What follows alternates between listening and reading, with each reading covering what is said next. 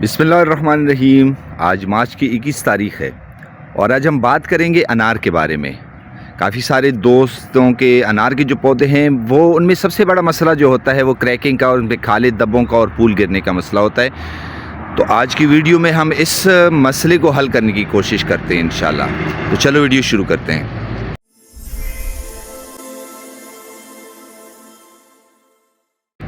दोस्तों, मार्च के महीने में अनार के पौधे फूल निकालना शुरू कर देते हैं। जिस तरह कि आपको नज़र आ रहे हैं, अभी अनार के पौधे जो हैं ये फ्लावरिंग पे आ रहे हैं। जो दिन अभी गुजरते जाएंगे मार्च के महीने में, इनकी फ्लावर की तादाद भी ज़्यादा होती जाएगी और फूल जो है वो खुलना शुरू हो जाएंगे। तो अब कुछ लोग जो हैं वो इस महीने में वो देखते हैं कि उनके जो फूल होते हैं पौधे के वो बहुत ज़्यादा गिरने लगते हैं, उनकी तादाद बहुत ज़्यादा होती है। उसकी वजह क्या है और उसको हम किस तरह रोक सकते हैं? याद रखें कि जब मार्च का महीना शुरू हो जाए और आपके पौधे पर, अनार के पौधे पर इस तरह फ्लावरिंग आनी शुरू हो जाए तो फिर जो है आप पौधे को पानी देना जो है वो बिल्कुल बंद कर दें। जिस तरह कि आप ये देख रहे हैं, बिल्कुल खुश्क के नीचे हमने पानी देना बंद किया हुआ है। पौधे को आप पानी देना जो है वो बंद कर दें, क्योंकि अगर आप जब इसके फूल निकल रहे हों और आप इस सीज़न में मार्च में आप इसको पानी देंगे तो फिर जो है आपके फूल जो है वो बहुत ज़्यादा फूल जो है वो आपके गिरेंगे और आपका फल जो है वो कम आएगा। तो लिहाजा मार्च के महीने में आप पानी बंद कर दें। इसने जितने फूल गिराने होंगे वो गिरा देगा नॉर्मली, और उसके बाद जो है बाकी फूल जो होंगे वो जो है आपका फल है।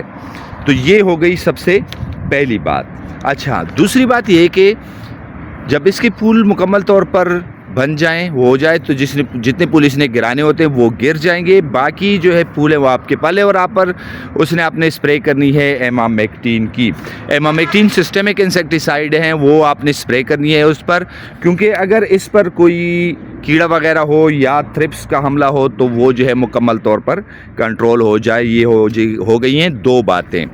तीसरी जो सबसे ज़रूरी बात है वो ये है कि जब फल साइज़ में थोड़ा सा बड़ा हो जाए तो फिर आपने पौधे से तकरीबन 10 से 12 इंच के फासले पे आपने खुराक देनी पौधे को। अब ठीक है, ये जो पौधे का तना है ये आपने देख रहे हैं, ठीक है। अच्छा, अब आपने करना क्या है कि पौधे के ये तने से तकरीबन 10 से लेके 12 इंच के फासले पर आपने एक रिंग बनानी, गोल खड्डा सा बनाना है। यहाँ से लेके ऐसे पौधे के बिल्कुल इर्द गिर्द गोल आपने यहाँ से खड्डा बना के तो उसमें आपने उसको बोरिक एसिड की खुराक देनी है पौधे को, बोरिक एसिड यानी कि बोरान की। अच्छा, अब अगर आपके पास पौधा छोटा है तो फिर आपने 10 से लेकर 20 ग्राम बोरान या बोरिक एसिड जो है वो आपने उस खड्डे में, उस रिंग में डाल के आपने ऊपर मिट्टी डाल देनी है, ठीक है। और फिर उसके बाद आपने पानी देना है। और अगर पौधा बड़ा है तो फिर क्या करना है आपने कि तकरीबन 30 से लेके 50 ग्राम बोरिक एसिड उस खड्डे में डाल के दफना के मिट्टी में ऊपर मिट्टी डाल के फिर जो है आपने उसको पानी देना है। इसको 30 से लेके 50 ग्राम बड़े पौधे के लिए, छोटे के लिए 10 से लेके 20 ग्राम। अच्छा, अब इसके बाद आपने क्या करना है कि कुछ दिनों के वक्फे के बाद आपने पौधे के ऊपर बोरिक एसिड की स्प्रे करनी है, बोरान की स्प्रे लाजमन करनी है, क्योंकि बोरिक एसिड या बोरान की जो फ्लड है और उसके बाद स्प्रे से जो आपके अनार पे काले धब्बे जो पड़ते हैं, उसके फल पे जो काले धब्बे आते हैं वो नहीं आएंगे और अनार जो है उसकी क्रैकिंग भी नहीं होगी और अनार फटेगा भी नहीं।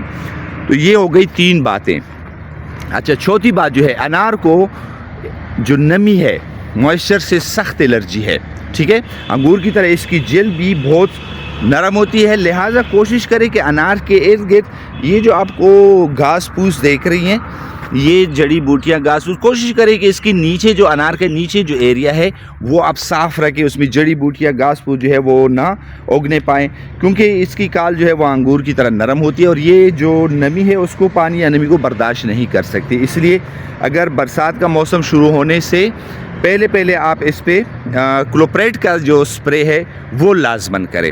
क्लोप्रेट का स्प्रे क्या करता है, उसकी अहमियत क्यों है?